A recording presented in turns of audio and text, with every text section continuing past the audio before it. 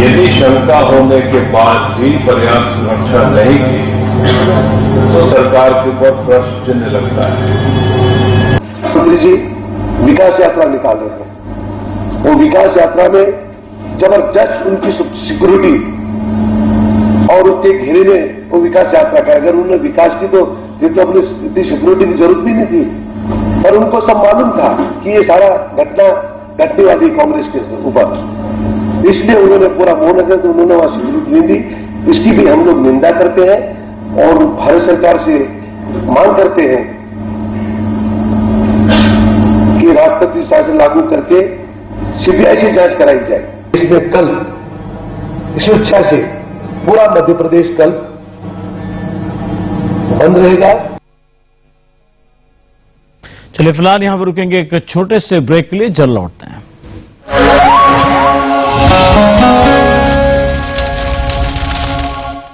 क्या बात कर देते यार, सिर्फ 10,000 की आसान किस्तों में घर हमारा। 10,000 की इजी ईएमआई में हम घर भी ले सकते हैं। 10,000 ईएमआई घर। बिल्कुल, शीतल समूह की शीतल मेगा हाइट्स में मात्र 10,000 रुपए की आसान किस्तों में घर आपका होगा। मंडीदीप गज्जू पिपलिया रोड पर स्टेशन के पास 1 and 2 BHK flat starting from 7.99 lakh.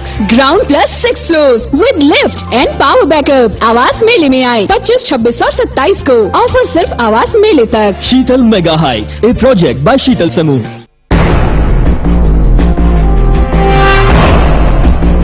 नजर आर्थिक विकास, नजर सामाजिक सरोकार,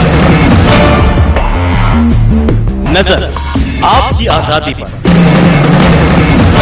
नजर जिंदगी की बर्बादी पर।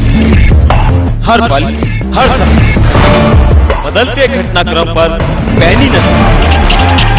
खबर भाग सरोकार आप।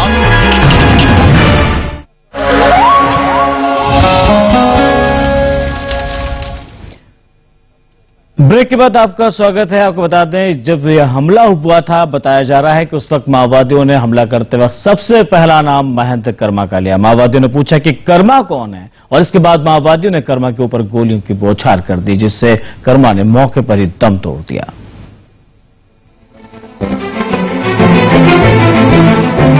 इस बार कांग्रेसी नेता महेंद्र कर्मा की किस्मत पहले जैसी नहीं थी। जब वो परिवर्तन यात्रा पर निकले तो उन्हें इसका आभास भी नहीं होगा कि इस बार किस्मत उनके साथ नहीं है। छत्तीसगढ़ में कर्मा की पहचान सलवा जुलूम से थी।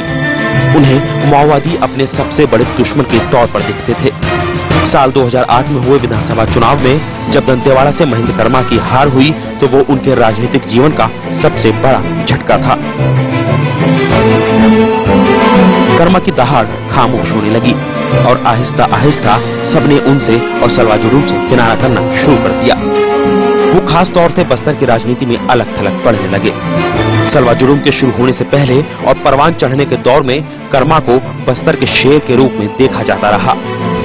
उनका राजनीतिक जीवन काफी उतार चढ़ाव से भरा रहा, क्योंकि भारत की कम्युनिस्ट पार्टी में रहकर आम आदिवासी, मजदूर, किसान, जंगल और जमीन के मुद्दे को लेकर संघर्ष करने वाले महेंद्र कर्मा पर कई संगीन आरोप लगने लगे। उन पर आरोप था कि उन्होंने आदिवासियों का संहार करवाया, आदिवासी समाज में नफरत खोली। कर्मा पर यह भी आरोप लगते रहे कि उनकी वजह से ही बड़े पैमाने पर बस्तर से आदिवासियों का पलायन शुरू हुआ। हालांकि कर्मा हमेशा से ही इन आरोपों को गलत बताते रहे। महेंद्र कर्मा ने 1990 के दशक में भी माओवादियों के खिलाफ एक अभियान चलाया था, जिसे जन जागरण अभियान का नाम दिया गया था। 2008 के विधानसभा चुनाव से पहले तक जब वो विपक्ष के नेता थे तो उन्हें बस्तर का मुख्यमंत्री कहा जाता था, मगर विधानसभा चुनाव में उनकी हार के बाद सबने उनसे और सलवा जुलूम से किनारा कर लिया। सबसे पहले साथ छोड़ा उनके अपने दल कांग्रेस ने। बाद में बीजेपी ने भी अपने आप को सलवा जुलूम से अलग करना शुरू कर दिया।